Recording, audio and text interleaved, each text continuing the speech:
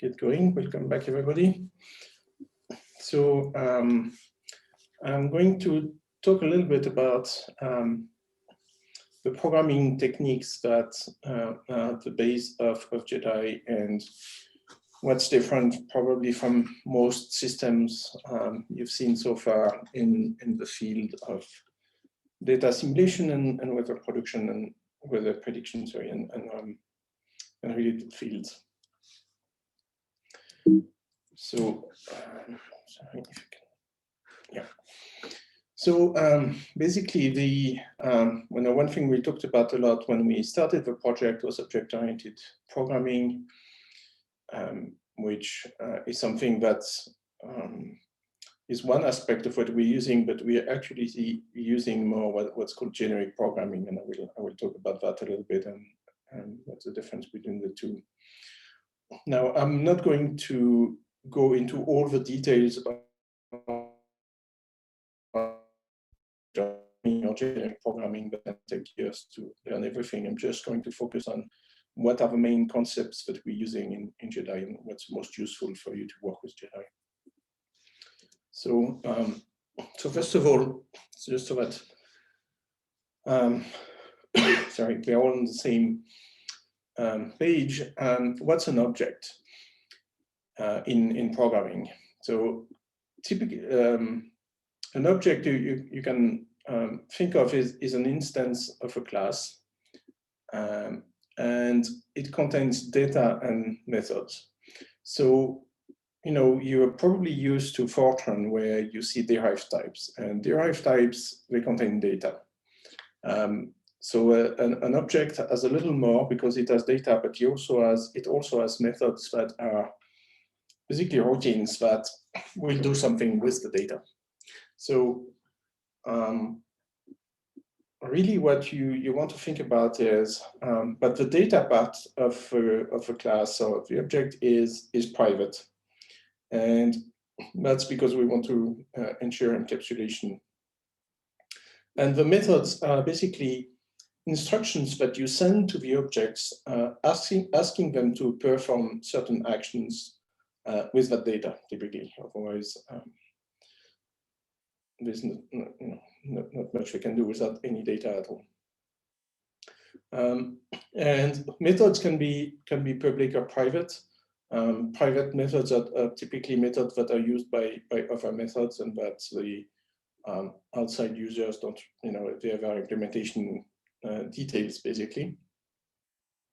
The big idea really with objects and classes is that the interfaces for the methods is something that should be very stable and shouldn't change much.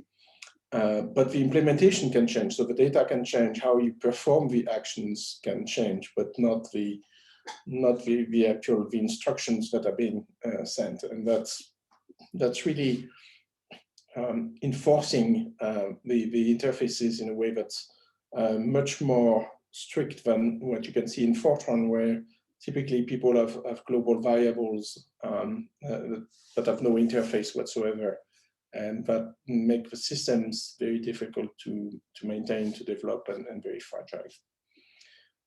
Now, this whole idea of object-oriented programming is very well used in the software industry. I think if you were trying to get a job in the software industry and you started saying you don't want to use object-oriented programming, you just simply wouldn't find a job. Like it's such a basic thing that is used in software industry that there's no way you would work without it in the software industry. So, but it's something that the scientific community, and in particular in the field of weather forecasting, we have to kind of catch up with that a little bit, because it's not so common. So, sorry, I can't change slide. All right. So objects come with and classes come with a few things. An important aspect is polymorphism and inheritance. So I'm going to explain a little bit inheritance first. So inheritance is typically what we define subclasses from a base class. And a subclass basically inherits everything from its parent class. So it inherits the data and it inherits the method. But then it can add additional data and additional methods to it. It can also override or specialize an inherited method. So, so you should really think about it as the structure of classes and inheritance as something where the base class really has less, and you put more details as you go down this hierarchy. It's typically the opposite of what you would do in a Fortran program, where you would know the top, like you have to know all the cases, and then you have a bunch of if statements to see which part of the code you are going to execute. But all the code is there from the start. Whereas when you think in terms of object and inheritance, it's the other way around. Is the base class knows almost nothing, and as you go down in the hierarchy. So base classes, they contain only the code that's common to all the subclasses. So they don't contain everything. And base classes, they don't know about the subclasses, which is another important aspect that's not noted here, but that's really what makes it extensible and maintainable. Because if a base class doesn't know about its subclasses, you cannot break the base class by adding a subclass or things like that. So a base class useful for factorizing the code that's common between the subclasses. And it's also useful for defining common interfaces. That's typically what we call abstract base class, where you might want to define the interface for a method, but you don't actually implement it, and only the subclasses will implement the methods. I'll show some example of that. And then when you write your code, there are many cases where you know you're going to have an object of a certain class, but you don't know exactly which subclass is going to be. And that's the whole point of having this inheritance structure. You don't need to know with the exact subclass, you just know the top, the base class.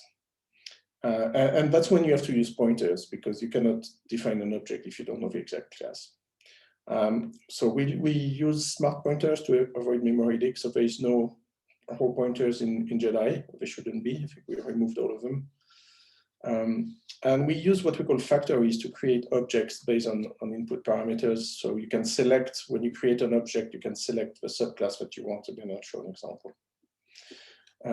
And because the methods are defined within the class, each object will carry its methods with it. So when you have an object and you call a certain method, the compiler knows which one to call. You don't need a whole bunch of if statements to know which one you have to call, depending on the subclass that you're in. And that's a big advantage of using subclasses. So a few warnings though about inheritance. Inheritance is good because you can really simplify the structure of your code, but you don't want deep inheritance structures. That's typically people who are new to object-oriented programming, they tend to start with very deep trees of classes. That's usually not a good idea. You want to keep it fairly shallow. If you need 10 layers, 10 different, 10 layers deep structures of inheritance, there are other ways to solve the problem. It's not very efficient if it's too deep, because this resolving of virtual tables takes some time.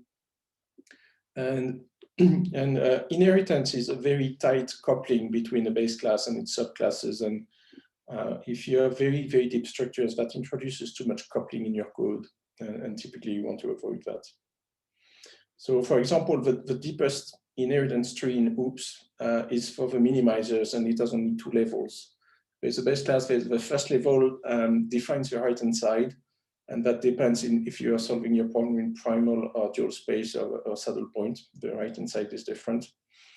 And the second level is the actual minimization algorithm that you want to select. But that's the deepest inheritance tree in the code.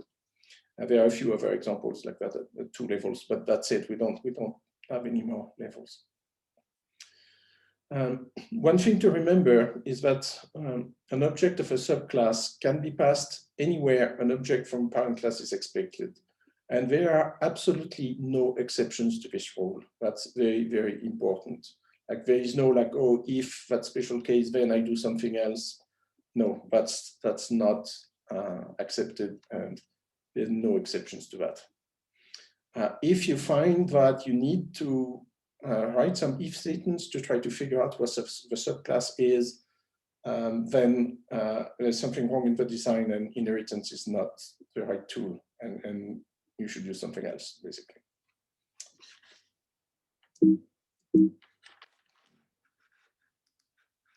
All right, so I'm going to just show an example here.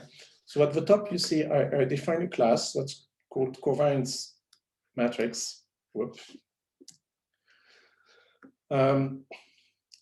Which has the first, and then the one with the tilde is a destructor. And below that, the third line here says virtual increment multiply. That's a method that's going to just multiply an increment by the covariance matrix, and it's returning another increment. And the equal 0 at the end just means that it's an abstract method. It's not implemented in the base class, and the subclasses will have to implement that method.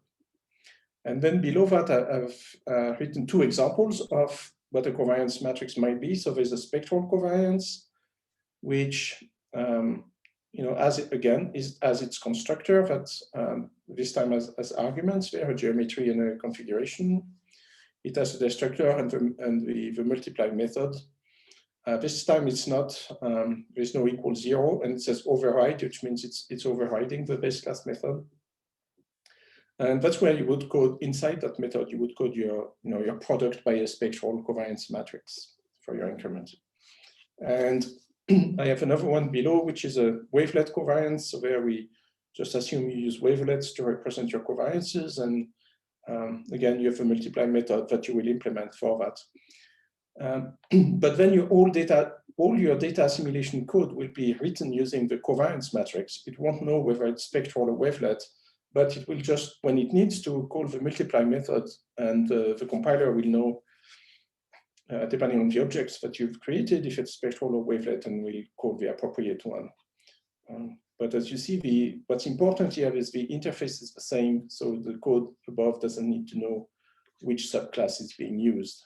It's just computing the covariance in a different way, but the overall functionality is still the same.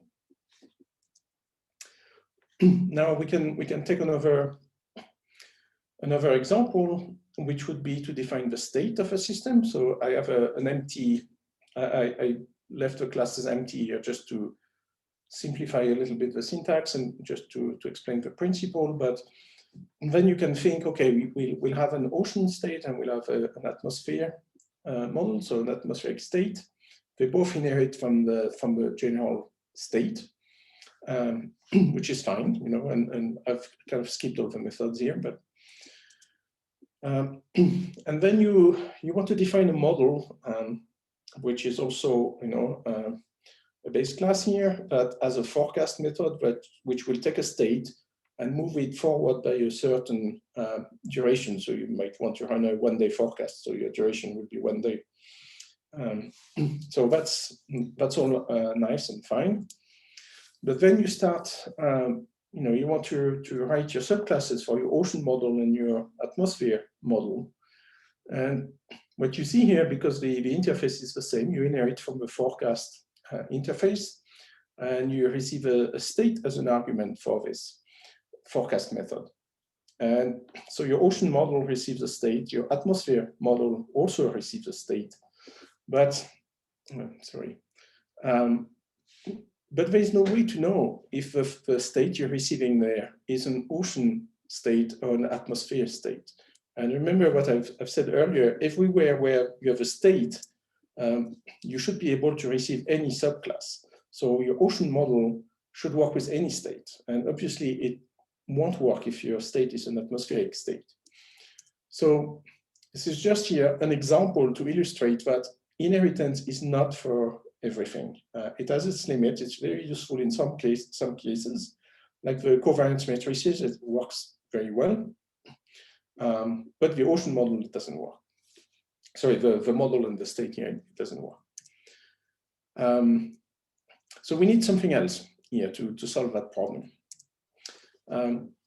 And what we need is what is called generic programming. So most of you know Fortran, and you know generic programming in Fortran, which looks like the example I have here on the left, where here just try to define a mean function that takes a minimum of 2 numbers. And you have this syntax where you define your interface with this module procedure, and you write it for the integers and for your reals. And then in the code, you just use the function called mean, and it will call the appropriate one depending on the arguments you give it. So that's nice in a way. That's nice when you're using that mean function, because you have to write it as many times as you have argument times. You might have integers, you might have real in various precisions, you might have all kinds of, so you need to repeat the code as many times as you have types of arguments that you want to pass, which is not very nice. So in C++, you don't repeat the code, you use what's called a template. So here I have the T, the type, and you can write your function, this mean function, once. And it's only when you call it that the compiler will replace T by integer or real or double or whatever it is that you're passing. So the big advantage here is that you need to write the code only once, which is less code to write. It's also less chances of errors and bugs, because if you have to write the code many times, if you make a correction to it or a change, you have to make sure you replicate it in all the implementations that you have in your Fortran code, which is a fairly common source of errors. So obviously on a function like that has 3 or 4 lines, it's not a big deal. But if you think about like a 4-divar cost function as your function here, you don't want to have to rewrite it completely for every single different type that you want to use. So you should think of T as your model or your state, and you write your cost function once, and then the compiler will do the job of replacing the state by the one you want. All right. Now that templates in C++, that works also in Python. You can do the same. It's called duck typing in Python. There is nothing in Fortran that can do the same, and that was discussed in Fortran language committees, and they rejected it, so it's not going to come anytime soon. I will probably be retired before there's anything like that in Fortran. So we had no choice really but to move to a different language. That's why we could not use Fortran, and we chose C++ because when we started the project, that was many operational centers didn't want Python in their operational codes. So we were not really, there was no choice of modern programming language that's accepted on most HPC systems. C++ was pretty much the only one. Now this concept of templates and generic programming is important. OOPS and JEDI use generic programming much more than they use inheritance. So that's actually a more important concept to understand. And the way we use it is for this technique of traits, which it's just a technique really, where it's basically traits are basically a list of aliases where with this type def, as you see written here, on the right, you have this column that says geometry, state, and model and increment. And that's what the code is written using these names. And then for the trait, we can actually tell the compiler this is the actual implementation of the state and the model and the increment we want to use. And it's the compiler that's going to do the job and replace these things at that compile time and give you the correct code that you want to use. All right. So a few things I've mentioned already: class and derived types. So you can see a class as a generalization of a derived type that it contains the data like a derived type would, but it contains additional things like constructor and destructor and methods to do something with the data. Data is typically private. I mean, it's not a feature of you could make data public, but then you go back to having global variables basically, and there's no point doing that. Well, not necessarily global variables, but at least you don't encapsulate your data, which means if you want to make any change, you are going to have to go and change your code everywhere if data is used, whereas if your data is private, any change you make only affects that class and nothing else. And the important aspect again is interfaces and the fact that they don't change, and that's really the important aspect of a project. The interfaces at the beginning and hope they have converged. It took a little time, but they have converged and they're not changing too much now. Okay. Objects and pointers. So this is putting at the top here how you declare object in C++. So it's first is the class and then the object, which is very similar with what you would do in Fortran when you declare an integer with like integer and then the name of your variable. The difference is the semicolon at the end. For the first line. The second line is if a constructor can take arguments and you pass that, it's actually when you declare the object, you can pass the arguments and you construct the object. So contrary to Fortran, the declarations are not all at the top like you would have in Fortran, but they are throughout the code, and the object is actually created when you get to that line where it's declared, and the constructor is called at that point. And that's when all the allocations and initialization will happen. Now, it's not possible to create an object from an abstract base class because the definition is incomplete. If I've shown an example earlier with the covariance matrix, where there was this multiply method that had an equal 0, which means it's not implemented. So you can't create an object with something that's not implemented. You can only create an object of a specific subclass where everything is defined, and then you can use a pointer to that object if you don't know the subclass throughout the code. But we will come back, I think, to these raw pointers throughout the week.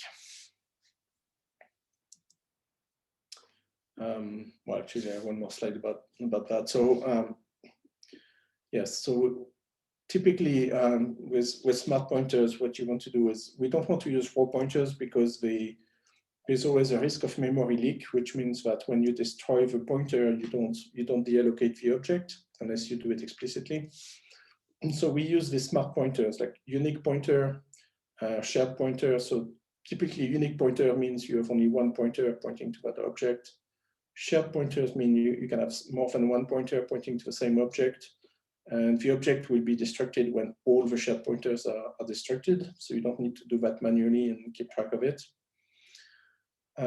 So typically, you create an object as on the first line, or you use a unique pointer or a shared pointer. And if none of that works, then typically you have to rethink the design. There's something not quite right with the design. Okay, and factories, so you will see them quite a lot throughout the code. You don't need to code them yourself. I think the only important thing is to know how to use them. But basically, a factory is a programming technique where you want to create an object. You only know the base class. So here I have, for example, this ops filter base. Sorry, could have simplified a bit here, but you have an ops filter base and you want to create an observation filter based on some configuration. So I don't know if you can see my pointer or not when I share my screen. But in this line here towards the bottom, that says filter factory ops create and it's passing some arguments there. And the factory will look at these arguments, and from that will determine which subclass you're intending to use, typically from the configuration, where you will have a name of a filter you want to use, and you will create that object and return it as a pointer, and which is here. Sorry, the example is a bit too complicated for the point we're trying to make here, but so really you have the factory is just a technique so that you can at runtime decide which subclass you want from this list of base class objects, of this list of filters here in this example. So the code for the factories in JEDI are a little bit complicated because they are templated, but again, you shouldn't really need to go into that. The only thing you need to know is that, depending on the name that you've put in your configuration, it will build and return the correct object. So a few general comments, because I'm getting to the end. So typically when you design code, one class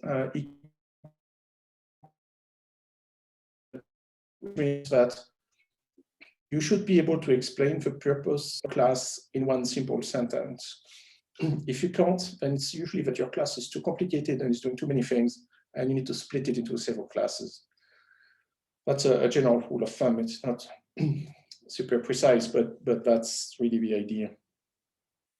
And also, when you're designing your interfaces for your methods in your classes, they should be easy to use correctly and difficult to use incorrectly, which means that for somebody who knows the domain, it should be fairly easy to see and understand what the arguments are. So like, again, going back to the covariance matrix example I gave, where you have a multiply method that takes an increment, returns another increment. Anybody who knows a little bit of data assimilation will understand, okay, you multiply that increment by your covariance matrix, and that returns another increment. So that's an example. You don't want interfaces that somebody who knows the domain would have no idea what the arguments are or cannot understand what we mean. That usually is a problem in design of the interface. All right, and a little bit of something to think about in terms of programming and evolution of programming. If you look at code from 1970s, for those of you who were born, code was just a list of instructions without any structure. And with lots of go-tos for those of you who remember that, to jump around within in the code. And then people decided go-to was a bad idea and they removed it. And instead they created procedures or subroutines. And that already structured the code a little bit and made it easier to run, easier to debug, easier to understand, easier to reuse. And then the big thing that's often causing bugs in procedural code is the if statements. In particular, if you have if statements that take the same condition and are repeated several times. So what the object-oriented programming is doing is basically removing the if statements. And because by selecting the appropriate subclass, you don't need any if statement anymore to take the appropriate action when you call a method. And that's reducing the number of bugs a lot. And the next common source of errors in object-oriented code is memory errors and allocation of variables and these kind of things. And if you want to look into functional programming, that's basically removing that, and that would be the next step in the evolution of programming. But we're not using that yet in OOPS JEDI. That's just to give you an idea of how we're trying to just follow really the evolution of programming. And object-oriented programming, again, it is a standard tool that's been used in the software industry for at least 20 years, if not more. And just time for us to catch up. So thank you. I will stop there and try to answer some questions.